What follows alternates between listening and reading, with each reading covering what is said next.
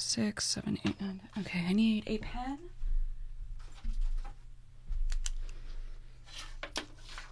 All right, you will take the calls, right? I will. Will you put a hand up to let me know when we get somebody, because I don't look. Thank you.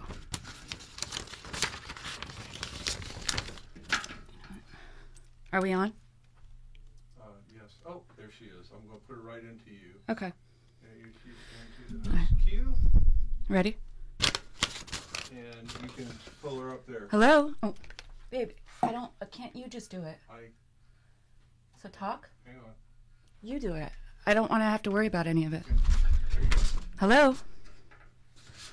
Hello. Hi, Jasmine. How are you? Ooh, let me turn her down a little bit. I'm doing well. Good. How are you? I'm doing great, thank you. So we're just getting set up here right now. Okay. So, like 20 seconds before 8 o'clock, 8 p.m. our time, what we'll do is you're not gonna hear anything. What that is it's the music, and then we will come on. I will come on. I'll be introducing the show. Now you will be able to that people will be able to hear you. So if you could just kind of try to stay quiet for a little bit. All I'm gonna do is just say good evening, welcome to the show. I'm the host. I'm gonna talk a little bit about the phone number and stuff like that. And then when I start, I'm gonna talk a little bit about how do you say it? Is it neurodronate? Neurodronate? I say neridronate. Nerid- But I think either way is correct. All right. Then I've only heard it spoken aloud in Italian. okay, yeah. Well, I know. I went online to listen to it, and that's what they said, but I don't think that's how Americans say it. Anyway. I don't think so either, because they said nerodronata, which obviously isn't how we would say it. Yeah. But I'm going to go with neridronate, so we Okay. the same. All right. So, cool. So, anyway, so I'll be talking about that a little bit, and then I'm going to just say, I'll introduce you then, and I'll just say, Jasmine, welcome to Conspiracy Against Wellness. How are you doing this evening? And then we'll go from there. Then after, so I'll start just asking questions about you. It's going to just be like we were, having a cup of coffee and just two friends talking about everything. We will be having call-ins so if I kind of interrupt you or something like that and just say, hey, we're going to take a call, I'll just let you know that we're doing that. Then around 30 minutes into the show, we take a quick break to hear a word from our sponsors. And when we come back on air, I'll just say, welcome to what? Gives her a chance to get a drink or something like that. That's what I usually do. And then I just say, if you have questions for Jasmine when we come back, then, we'll do that, and then we'll leave off from where we were. And then that's about it, and we just go. There's no time limit on us, so whenever we finish up, we finish up. Usually Wednesdays finishes within about an hour, a little bit under. So, Okay. do you have any questions for me? No, I think we're good. Okay, well, you sound really good. We're also, right now, we're streaming live off of YouTube, off of the website. So I'm waving right now to everybody. Okay. So they can hear us right now. And they could see me. And then usually after the show, it takes about an hour for us to be able to put up the show on to the archive shows in the website. So that's about it. How's your day? I'm glad you have more energy than you did earlier today. Oh, my goodness. I was in bed until 1:30, 2 o'clock, and my hands were so swollen. I think a lot of this is adrenaline because I get all excited about this and everything like that, so that's it. But afterwards, I'll probably just crash. So. Yeah, right. Me too. Yeah. How are you feeling today? I'm pretty good today. I have a little more energy than I've had in past weeks. Mm-hmm. So I think I'm on the mend. Mm-hmm. But we went out shopping today in 120-degree heat, and so I'm wow. going to be done after this. I bet. How old are you? I'm 20, just turned 26. Okay. I want to make sure, everybody knows how old you are and how long you've been dealing with this. I mean, I do ask it in the questions, kind of, but I think it's important for people to... If you want to introduce me with that information, that's fine. I've had it since I was 12, so okay. It's going on 14 years this year. Well, one of the first things I'm going to ask is just, to tell you a little bit about yourself and when you were diagnosed with CRPS and stuff like that. The prep questions I sent you, I kind of broke things down because a few of the past guests and my fiance, he told me that I was asking like 2 or 3 part questions, so I just kind of broke it down. But a lot of the times, usually the guest will answer, the question, like 5 questions within one. You know what I mean? So just because I wrote all those things out doesn't mean that we have to stick to it, and I have to ask each one either. So. And I do go off. Sure. I do go off of them, if that's okay. Like, I won't stay to the list just because, we'll talk about something and I'm like, ooh. Yeah, wherever the conversation goes. Okay. It's fine with me. Awesome. Well, I'm so honored to have you on, and thank you. I know there's a ton of people wanting to hear about Neurodronate, right? Neurodronate infusions. Neurodronate. See, I wrote it 2 different ways in my thing. Shoot. We're getting into 4th art. I know, Nate. Okay. I know Nate. All right. So we have about a minute. Yeah, we have 15 seconds before we gotta be quiet. Okay. Yeah, we're gonna have to shut down here. So she'll hear a beep, and then she'll hear a beep Well, when before we we go go on, back. I'm honored to be on here as well, so thank you. Well, you're welcome. Okay. All right, we're about to go, so I'll talk to you soon. Shoo. Do I have to be quiet?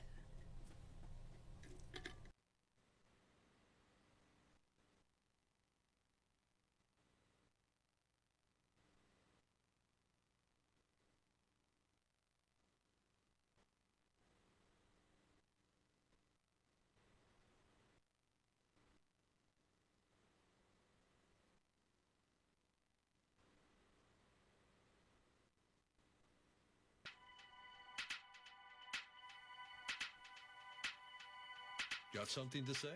Get in on the conversation at 415-915-2291. That's 415-915-CALL-1.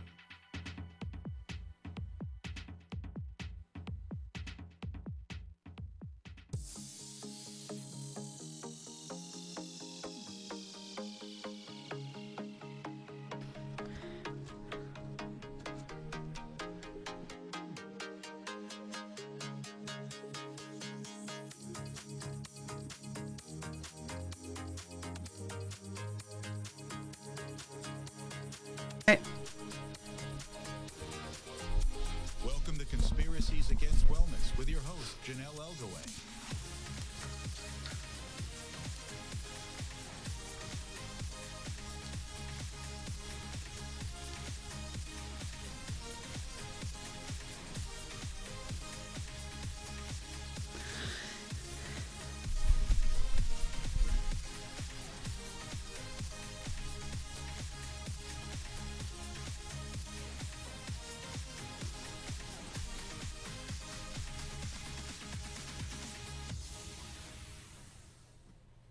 Good evening. Welcome to Conspiracies Against Wellness. I'm your host, Janelle Elgaway.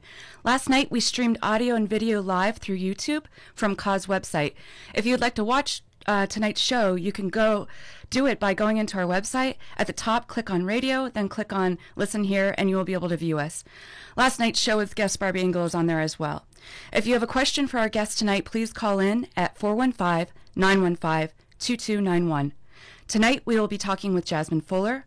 She will talk about her journey with CRPS, and she recently went to Italy to get Neurodronate infusions. Neurodronate is a drug from the bisphosphonates drug class. Italy did a small drug trial in 2012 and now states this is the leading treatment for CRPS in Europe. There are some drug trials that are occurring in the U.S. right now. Specialists in Italy are claiming Neurodronate cures CRPS. They are reporting 100% of their patients are becoming free of CRPS symptoms, which is why Ka is honored to have guest Jasmine Fuller on tonight. Jasmine, welcome to Conspiracies Against Wellness. How are you this evening?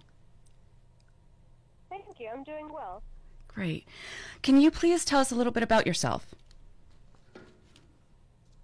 Sure. My name's Jasmine Fuller. I'm getting married in 2 months, so it'll be Jasmine Cannon. Woohoo! I'm in the last year. Thanks. I'm in the last year of my Master of Science in Biotechnology, and I have a book coming out next year about CRPS. And I've had CRPS. I was diagnosed when I was 12. Wow. That's the highlight. Why were you diagnosed with CRPS? What happened? So we went on a hiking trip, and I got stepped on by a llama, and that sounds strange, but we brought llamas with us to pack our stuff into the woods. And while I was leading one of them, I fell and it stepped on my ankle and crushed it, and then I had to hike out of the woods on it. How quickly did CRPS start with that? Like within a year and a half, I was diagnosed, I think. It took them a lot of tries, though, because with juvenile onset cases, well, I guess all CRPS cases, it's a diagnosis of exclusion.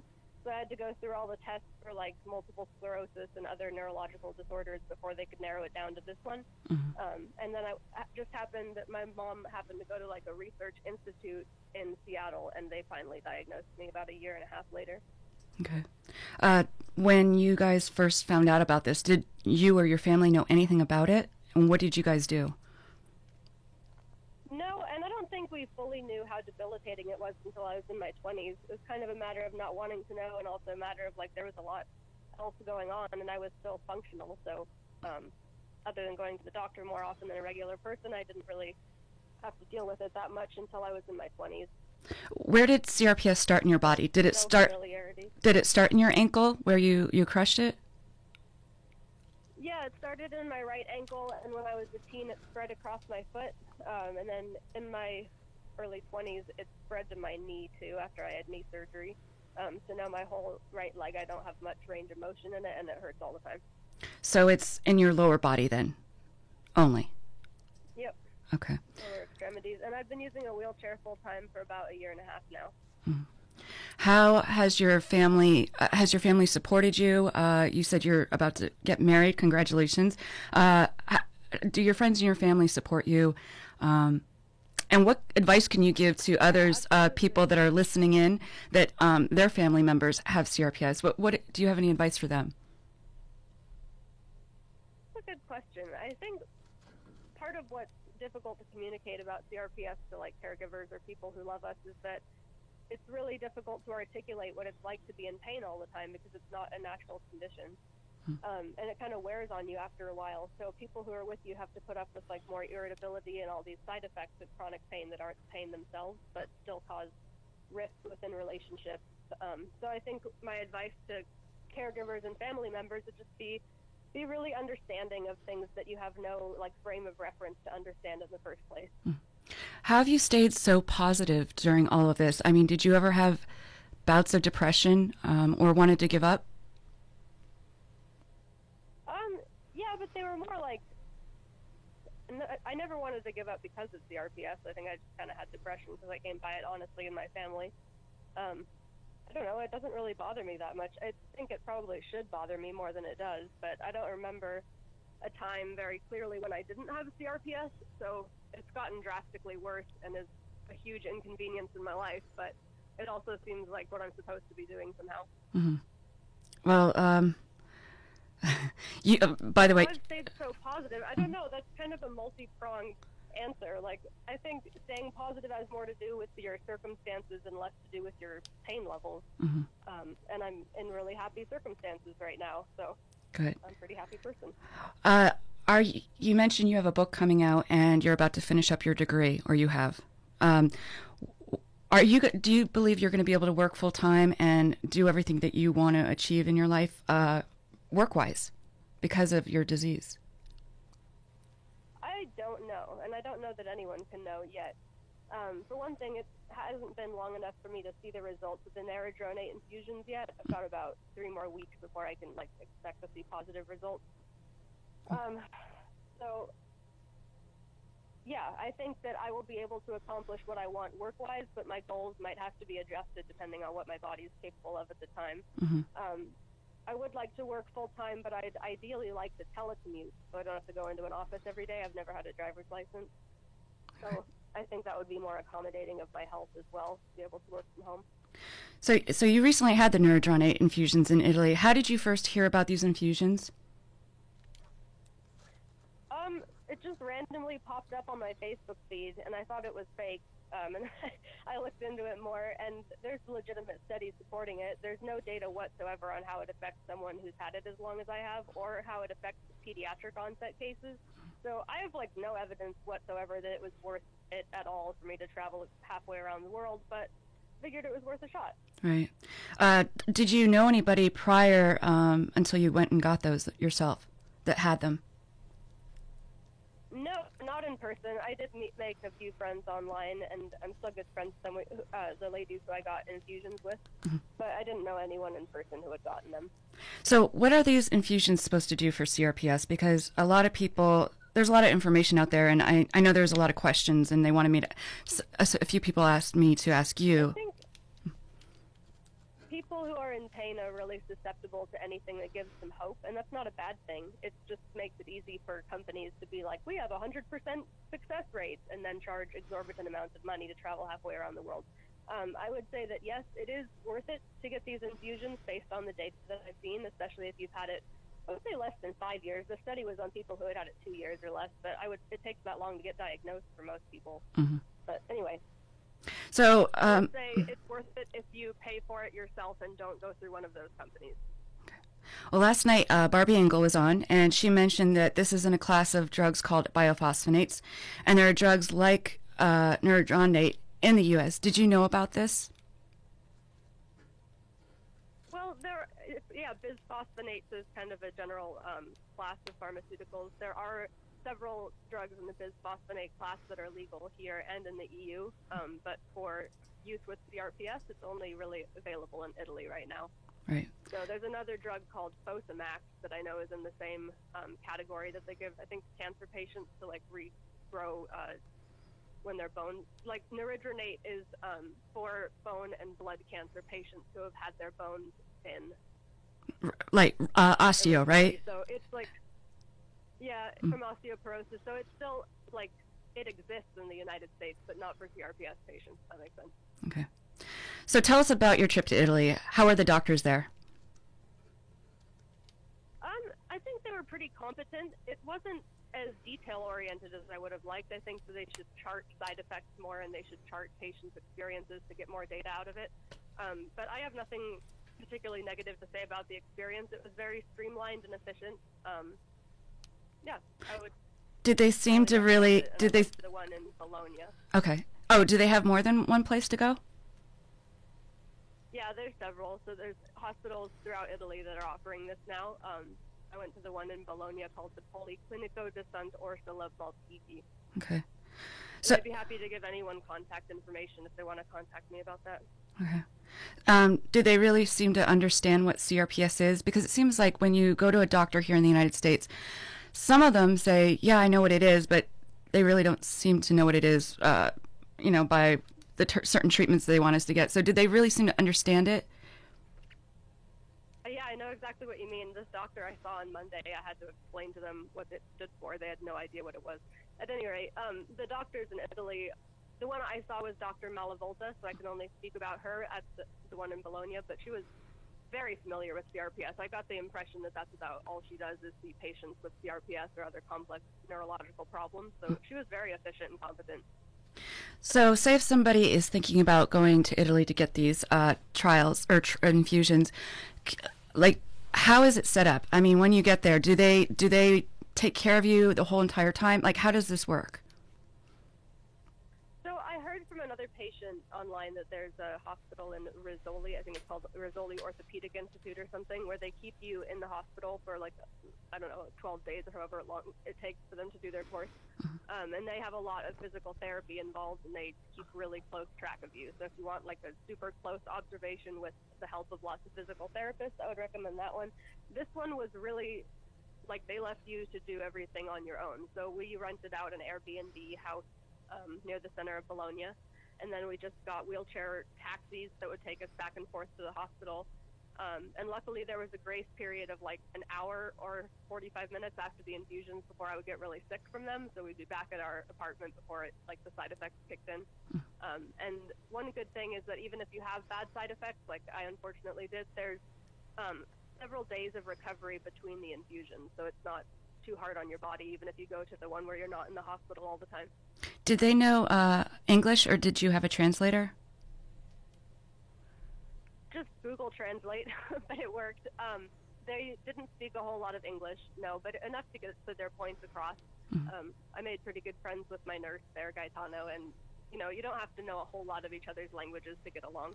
Okay. That's true. But they seem to know enough for everything that we needed to get done, but no more than that, certainly. How many infusions did you have to get? I believe it was 4 over the course of 2 weeks. Okay. And how long did each infusion take to get? They're about 3.5 hours. How did you... It's a lot like getting chemo, to be honest. Okay. How did you feel during the infusion and then after the infusion? And was it different from the first one, second, third, and fourth? Yeah, I think everyone was a little different for some reason in terms of the severity of the side effects. But keep in mind, as kind of a disclaimer about my whole experience, I didn't really have a typical experience. I think my body reacted much more harshly and vitriolically to these chemicals than other people's bodies apparently do.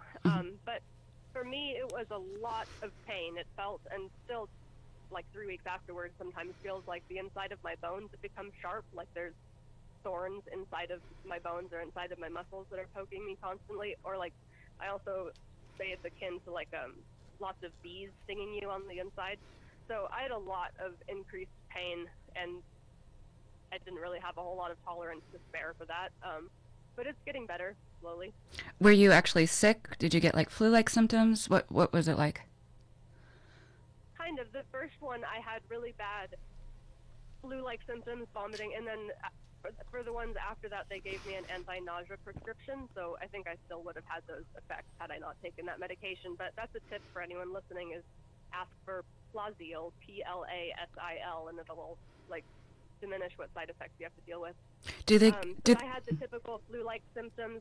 Sorry. No, that's okay. Go ahead. And then for me, I also had, like I said, the increased bone pain. I don't know quite how to describe that. So, are these the side effects that they told you possibly would have before you had them, or you got this? I guess so, because like these drugs are very harsh. I mean, they're just, nobody really knows exactly what they do internally. And there's a gigantic list of possible side effects. So I'm sure all of mine fell on there somewhere, but all of them were unusual. If that makes sense. Sure. So when you started hearing about this, how did they prep you? Like, I mean, and also while you were getting the infusion, did they give you any other type of drug to, I don't know, help out with anything else? Like you just mentioned. It's just that one. Okay. All right. So do you see any improvements yet since you've gotten them? Not yet, but there is a 6 to 8 week waiting period before you can expect to see benefits. And my last infusion was on June 14th, so that puts like mid to late August before I see any positive benefits. So I'm still hopeful. And what are the benefits? I have not had any improvement yet. Okay. What are the possible benefits? I mean, from the least amount of benefits to the best. What are those? Okay. Good question. So I think the least amount of benefit would be it does nothing. Maybe I've had CRPS for too long, and maybe I'm just going to be stuck like this. So that's the worst case scenario. And the best case scenario is that it just magically disappears, because the people in those studies legitimately did go into remission, even like a year afterward. They were on half or less of their pain medications, and most of them weren't using assistive devices like wheelchairs. So that gives, I don't know, people like my mom a lot of hope that I'll be walking soon, and that I'll be walking down the aisle, and it just gives me hope that I'll be able to like be somewhat functional throughout the day. So I don't have huge expectations, but the possibilities with it are kind of endless, especially if you've been diagnosed recently. Mm-hmm. Have you been able to go off any medications or lower them? And yeah, I wish that I was able to, but I'm not yet. I don't like to take opiates at all. So I have to take large amounts of nerve pain medications, which make me really sleepy. And yeah, I'd prefer that I be able to take fewer medications sooner rather than later. Was this an expensive treatment? Yeah, I would say it is pretty expensive. I'm really fortunate that my mom, when she heard about it, she's been helping me with trying like radical treatments for CRPS since I was 12 when I was diagnosed. And she offered to bring me over there. So I was super fortunate in that regard. As a grad student, I would not have been able to afford it on my own. However, I would say that it's less expensive than these companies are making you believe. They're about $15,000 a pop, and we paid $5,000, including travel for 2 people and lodging, and then the infusions themselves were another €800. So $5,000 plus $800. Basically spent like a third. Yeah, because like in 2015, I was contacted and accepted to do this trial, and they told me it was going to be, I think it was between $9,000 and $12,000 just for the treatments, and then it was going to be like another 10 for somebody else and I to go over there and get boarding and everything else. So Yeah, that's crazy.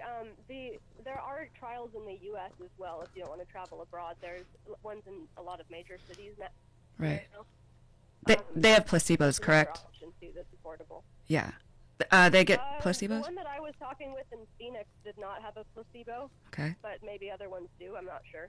and do they give you the same a dosage in each infusion? Do you know? Yep.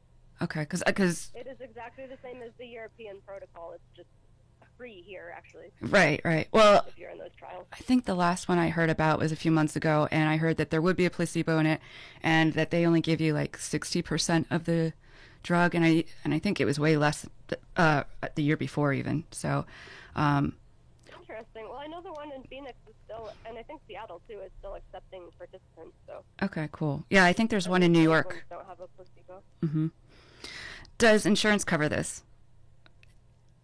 Like, Nope. Insurance doesn't want anything to do with experimental treatments for CRPS. I've learned the hard way over the years, so they don't want to touch something like this, especially overseas. okay. Do you believe it has been worth it to spend this amount of money traveling and going through all that you had to get these infusions? Because I have to imagine the traveling was probably hard on you too, right?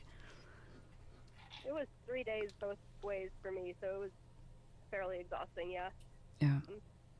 Do you But think? yeah, I do think it was worth it. Okay. I think it was worth it even for the peace of mind. Like, if it doesn't magically cure me, I'm honestly okay with that. It's just one more thing I can cross off the list of possibilities, but at least I'd be able to cross it off rather than always wonder if it would have helped before it progressed or whatever. Right. So I'm really happy that I did it no matter what the outcome is. Would you mind telling us what company you used? That, because honestly, this is the cheapest one I've heard of, so I didn't know of it. Oh, well, we didn't. We just kind of brainstormed it ourselves. We've traveled to Europe together a lot, but we did Airbnb for lodging, so that was pretty inexpensive and good, share accessible lodging. And then we just ate food, like from the supermarkets that we made ourselves in the kitchen in that apartment. Like I said, the treatments themselves are only 800 euros, which is about 800 bucks right now, as this exchange rate's kind of in our favor. Right. Um, And I can't believe that they were saying 9 to 12,000. That's crazy. Yeah, when they told me 15 grand, I told them I would reverse engineer their process, and I did. And did it for a third the cost. That's great. Well, maybe you should put these trips together, you know? So, Yeah, I'd be happy to share my experience. It's pretty simple. We just did it as though we were going to be staying there for a vacation, and then went went to the hospital some of the days. well, you have to understand, a lot of people have never even left the United States, you know, and just aren't used to traveling, so Yeah, it would be I'd scary. happy to put together a sheet on that, or a post or whatever would be helpful to people. Okay. Would you do it again? Yeah. Would you do this infusion again? If a second round, if they would be helpful a second time. Now, have you heard that you would have to get second or third rounds of this? No, but they've only ever done studies with one round, and I think that's all I'd put my body through anyway. It's for regrowing bones. I think one massive dose of that is messing with my system enough. But yeah, if there's evidence that comes out supporting that repeated treatments help the way that like ketamine boosters help with ketamine treatments, then I would be down for that wherever. Italian special. Used to travel. Yeah. Italian specialists are saying this drug is a cure for CRPS. Do you believe this? I would make a full stop before I said something like that. I don't know. I don't agree with that, but everyone's version of a cure is different. I mean, if you are able to be functional, is that cured? Then I guess so.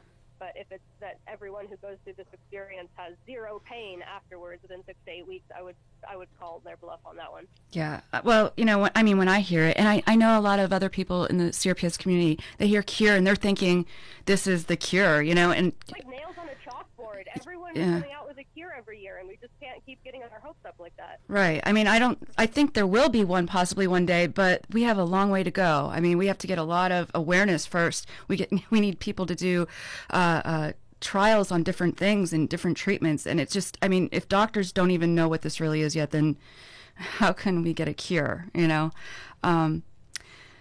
Why do you think they say it's a cure? Or do you think this is like a language barrier thing? It draws people in, and No, I think it draws people in, and I can see how it's an effective marketing ploy. I'm not saying they're scamming people. I mean, it is helpful to a lot of people who go through it. But if you're going through it with the expectation that you'll have zero pain at the end and be magically cured, then I would say, as someone who spends most of their time researching cutting-edge CRPS treatment, there isn't something out there like that for you to get that hopeful about. Yeah. Well, when I first found out about it 2 years ago, I got excited hearing a cure, because I was just diagnosed then, even though, Me too. yeah, I had it since 2009, but, this was all new to me. So when I heard this, I was like, oh, great. And, when you first learn you have something like this, you're listening to everything, you're trying to read everything. So, I heard this and I didn't hear much else about it. And nobody really said a lot about it. So I did get excited about it. And then when I found out it wasn't a real cure in my definition of a cure, I think that's what turned me off the most. I felt like they were trying to sell me something, and I didn't like that very much. Yep. Yeah. False advertising. It's not a language barrier. It's just a marketing ploy, and I would say that it's mildly unethical. Yeah, and when I see people writing about it in the different groups on Facebook for CRPS community, and like talking about that this is the real deal and the real cure, it angers me. And if I've tried to say maybe you should just research this, not saying not trying to kill anybody's dreams, but it's not the actual thing of how they are marketing it. I agree. I think it's false advertising, and I think they're doing it to, And we went over there armed with the actual studies, so we had moderate expectations. Okay. Yeah. Yeah, I can see how people would definitely get drawn in by those companies. Yeah. And part of what those companies offer is convenience. So I'm not even going to claim that my way is better than theirs. I mean, if people have the funds to do that, I would say, yeah, have them provide you a translator. Yeah, have them provide translated medical records and facilitate your tests going back and forth. I could have used help with those things. But on the other hand, for a third of the cost, I was able to get all of the tests that they wanted from my regular pain doctor and send them over via email myself. I communicated directly with the hospital. You can cut out the middleman completely and you don't lose anything. Right. So they needed your records and stuff like that before you went over. What do you have to do to be a candidate? Yeah, so it took me a little bit to get accepted, actually. I was trying since, I don't know, maybe Thanksgiving of last year is when I heard about it. So we started getting our act together and sending over requests to different hospitals. It took us a while to figure out who to talk to, too. And then once we did, we got a list of the tests that they wanted, and we got all those. It took a long time, sent them over, and they reviewed those and 3 types of bone scans that I've had recently, or an MRI, an X-ray, and a triphasic bone scan, excuse me. So there are some hoops that you have to jump through. On the other hand, I think the companies provide all of those over on the other side. So if you don't have all of those tests within the last year and you don't want to hassle with that, maybe going with one of the medical tourism companies, as they're called, could facilitate that. But there's a certain amount of paperwork involved. I'm not going to claim it's an easy process for sure. Well, Jasmine, we're going to take a quick break and have a word from our sponsors. Okay, talk to you soon.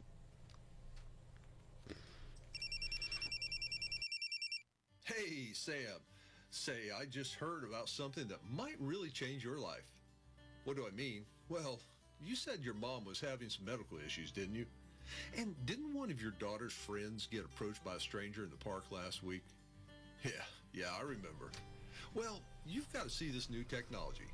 It's a wearable device, kind of like a Fitbit, but this one has wellness monitoring and a safety panic button, among other things. No, I'm not kidding. Look, you can only get this from a sponsor. Check out www.conspiraciesagainstwellness.com and look for David and Dana. They'll take good care of you.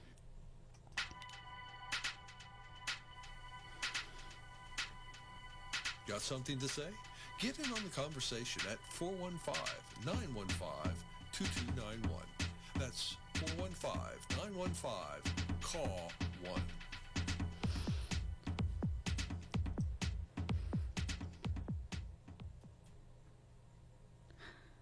Welcome back to Conspiracies Against Wellness.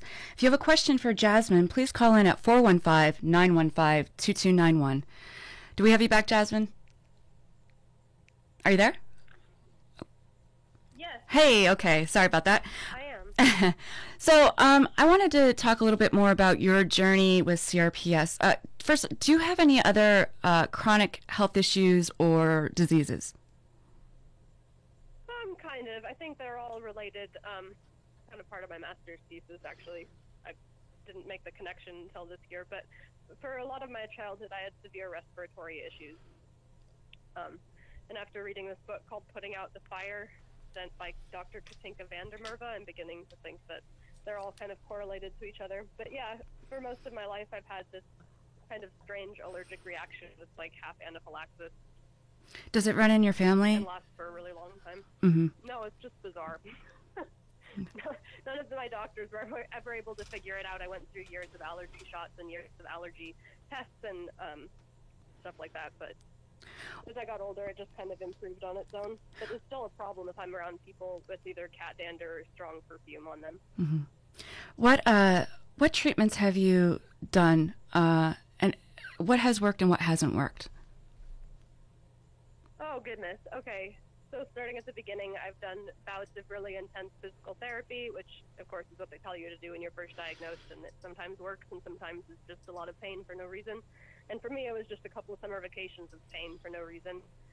I've also had a capsaicin burn where they put, like, really, really concentrated hot peppers oil, essentially, but at the level where it, like, had to be administered by a nurse in a biohazard suit. What is that supposed to do? When I was 14. What is that supposed to do? It's supposed to burn off the nerve endings on your foot so that they grow back normally without CRPS. I don't know how scientifically valid it is. Wow. I did go to the hospital and it helped for a couple months.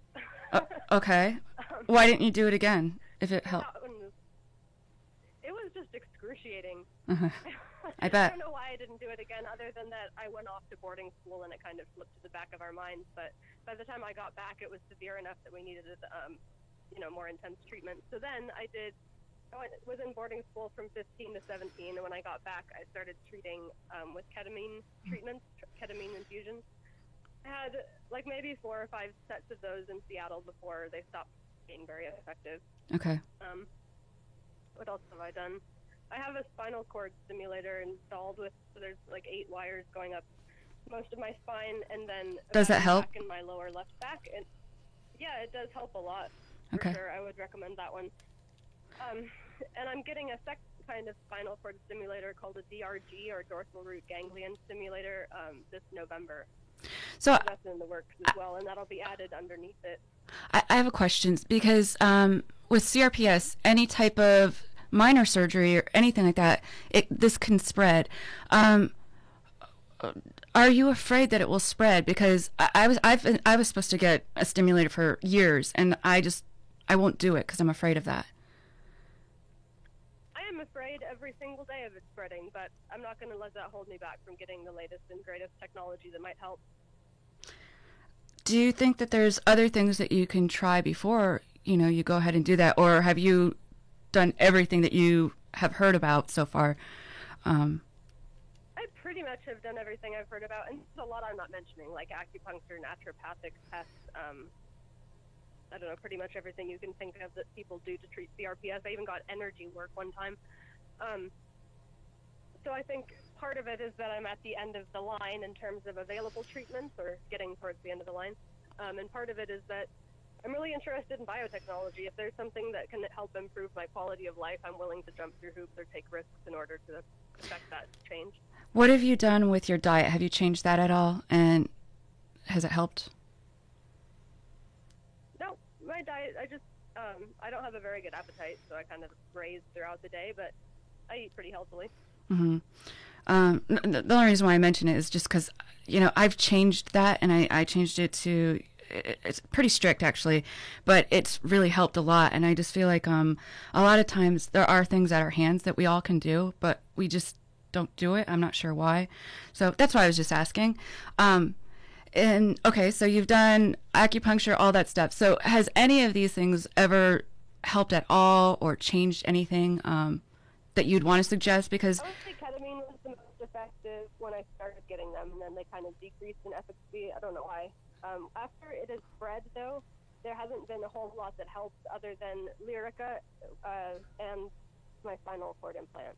Okay. So and my spinal cord implant, because I'm young, I have too much space in my spinal cord for it to, like, touch the nerves all the time. Mm-hmm.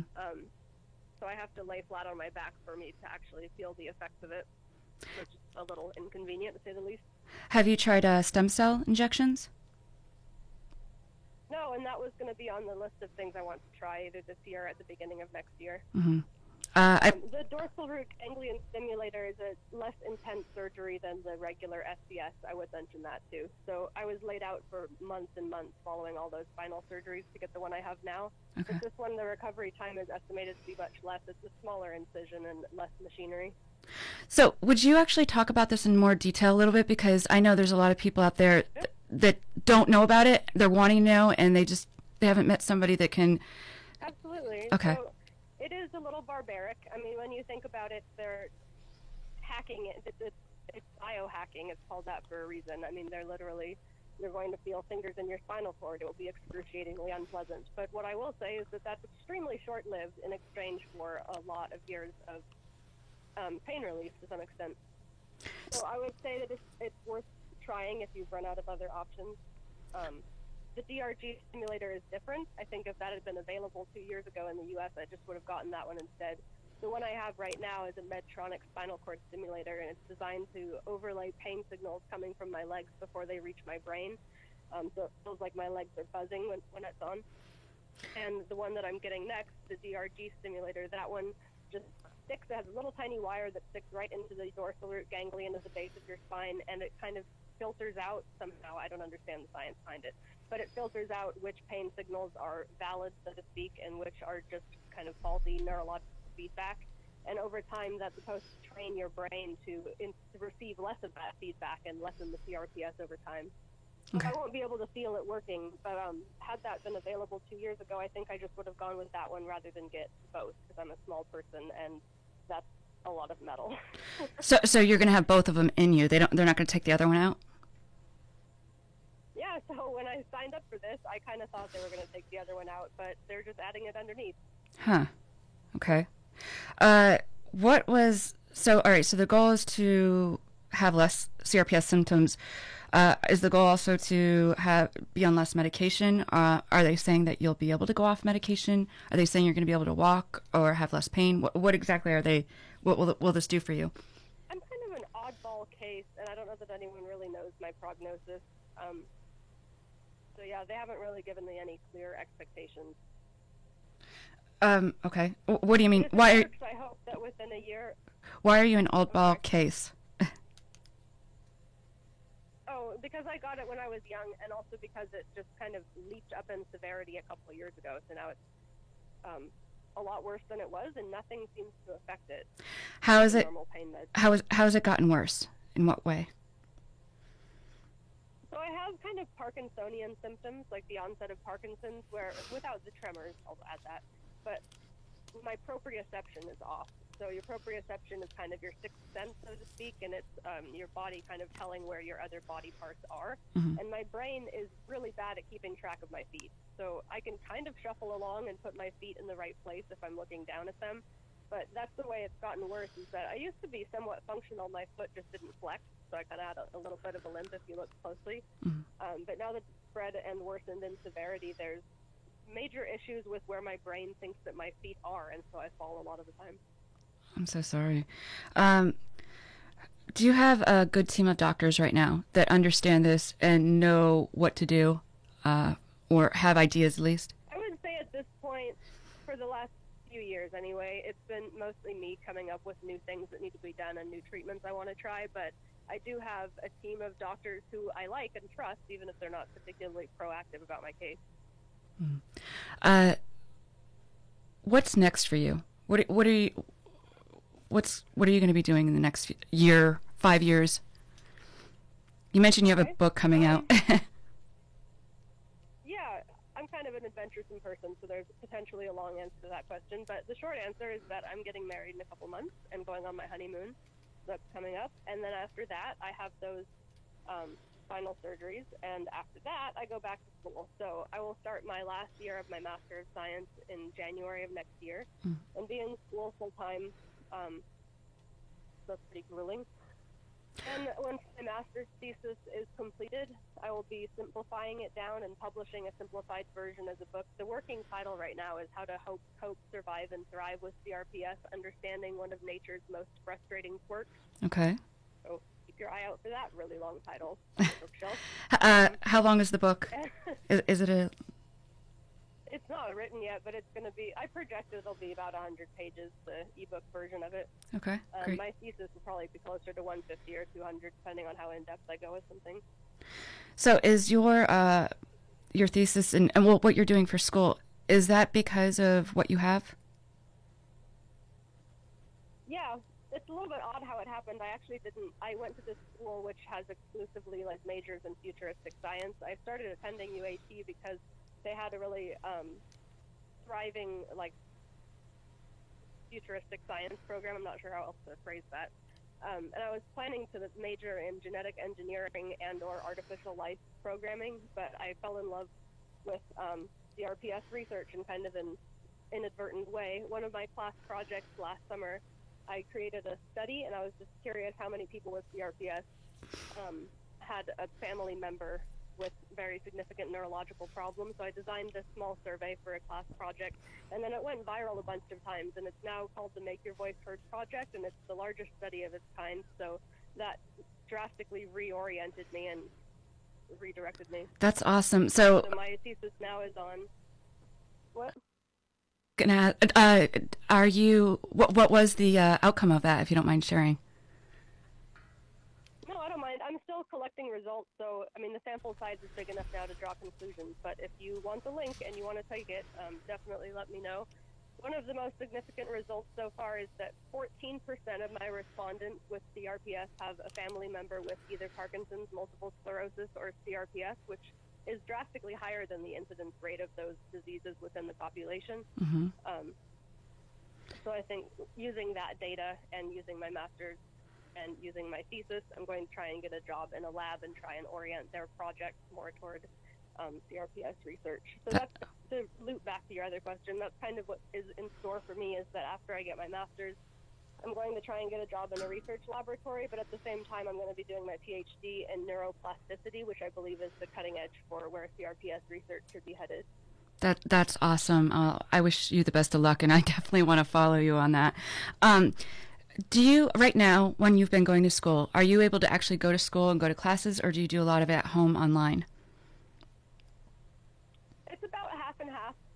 So ideally, I go in person every time, but I go in person maybe 3/4 of the time, 25% of the time, just because my body's being uncooperative that day. I have to attend from home. Mm-hmm. But the school I'm attending is really awesome because they have virtual classrooms, and so I can it's just like all streamed live on a webcam in the classroom, so I can participate in discussions and see the board as easily as any other student.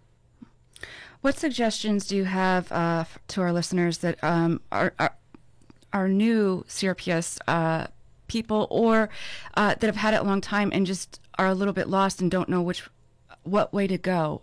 What are your suggestions of what they can do to help themselves best? Let's see. Well, I think one of the major points of having CRPS is that you can either let it rule you or you can use it to your advantage.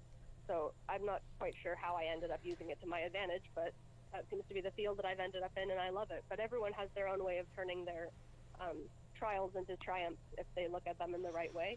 Okay. I think no matter how debilitated you are, you still have abilities. You're not disabled, you're just differently abled.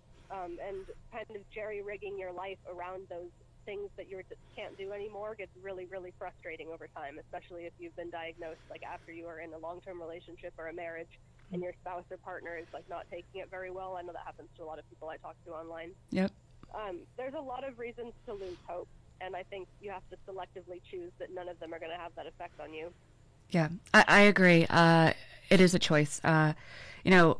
Years ago, especially 2007 and 8 for me, I didn't have CRPS then. I got it around 2009, but again, I wasn't even diagnosed till 2015. But I was going through a lot of other things. I broke my neck. I had 5 neck surgeries. It was not easy for me either, and I let it get to me then. And that's just any health issue. I think we all, if I didn't even have CRPS, but you did, we could relate, because we go through the same things. Maybe not physically, but how we deal with it, the people around us, everything like that, we deal with the same stuff. But my marriage was pretty much on the rocks at that point, and I just went into a huge depression. I literally had to retrain my brain to get out of it. I had to train myself to get up, brush my hair, brush my teeth, take a shower, talk to people, because I I didn't want to anymore. You know, I pretty much gave up at that point. But I don't know, something kicked in and I just decided I didn't want to live like that anymore. And I just feel like over the years, you know, you try different treatments and I think you get really excited about certain treatments and you put all your hopes into them thinking like this is the one. And, you know, when it doesn't happen that way or something even happens worse with health, you know, you kind of fall flat on your face. And I mean, that's just happened so many times to me. But I realized the most important thing is that you get back up and you just keep trying. And you do make the choice that, you know, I'm going to have a good day today. You know, I told you earlier that I slept until like 2 o'clock today. My hands were swollen. I felt terrible. And I didn't know how much energy I'd have when we went on today. So, but you know, it is a choice. And the other thing is like when I speak to somebody like you or when I'm doing something with the show or something, I get so excited. It brings my adrenaline starts going and it brings up my mood and everything else. So I almost could work through things. Not always, but, you know, I can. Do you notice that happens to you a lot too on bad days? Yeah, definitely. And I think that leads to my second point, which is that if you've been newly diagnosed or if you're struggling with CRPS, which I think everyone with CRPS struggles every day in some way, one major point that people don't really think about is that, especially if you were diagnosed as an adult, your life isn't supposed to be the same as it was before. A lot of people think like, oh, now I have this illness, like that's just something I carry with me throughout my normal routine. Yes. But it's not. It's something that alters your daily routine completely. And if you're resistant to those changes, it's going to make you really unhappy. Absolutely. They're going to happen with or without your permission, but you can be happy about it or not. Right. You now are kind of at the will of your body to some extent rather than the other way around. Yeah, no, that's a great point. I know a few people right now that I've been talking to, and, you know, this happened in their adult life, and they just will not give up the fact they don't want to change. They don't want to acknowledge that this is a change and that their life has changed forever.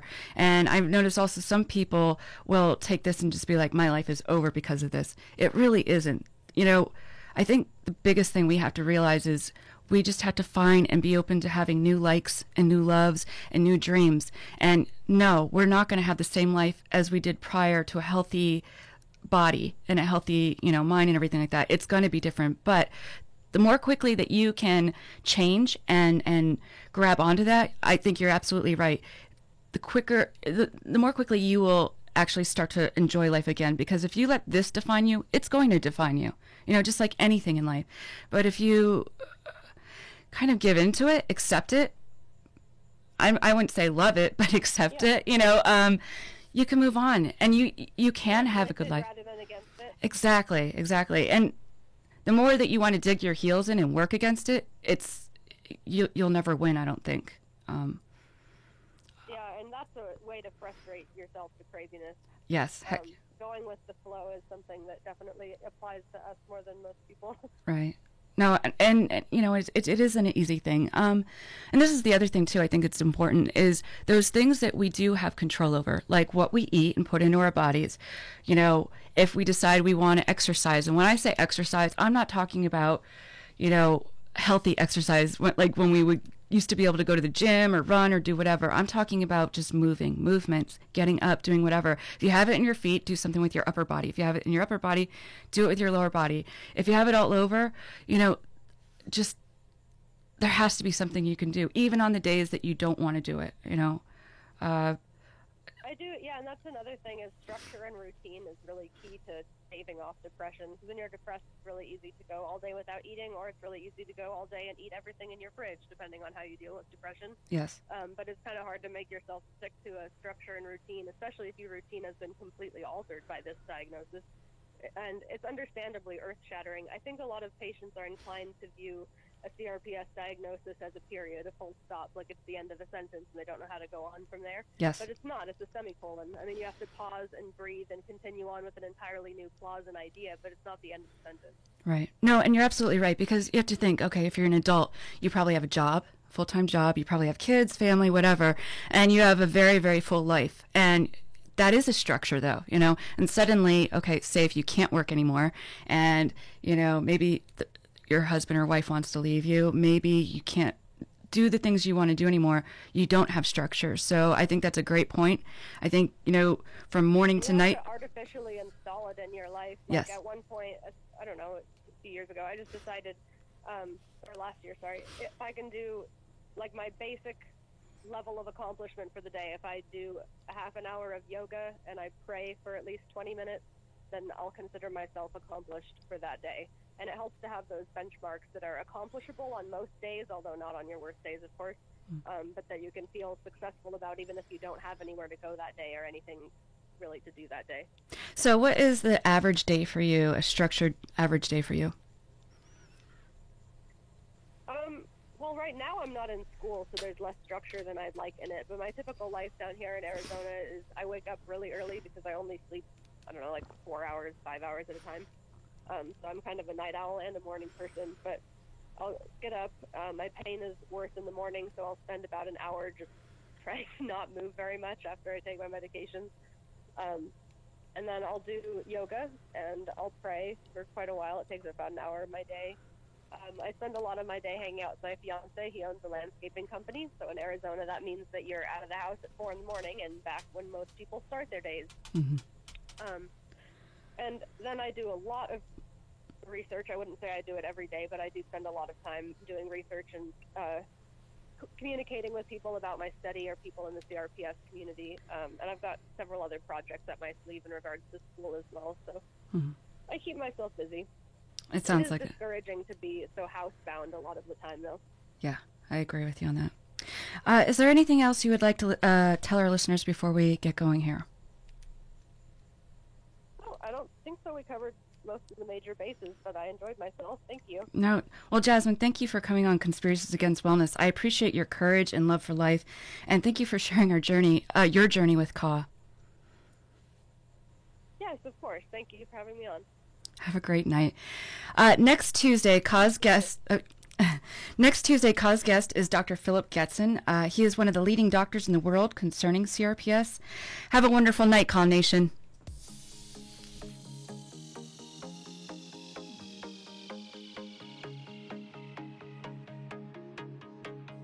You've been listening to Conspiracies Against Wellness with Janelle Elgaway. Join us next week to get in on the conversation.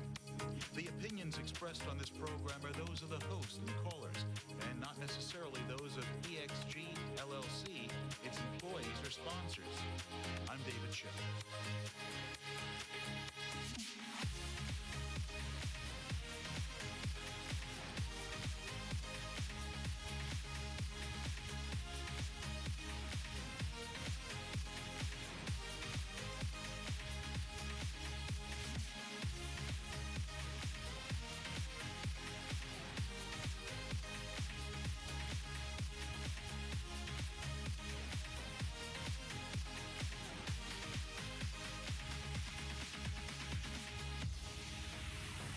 The Cause Show with Janelle Elgaway is copyright 2017 by EXG LLC.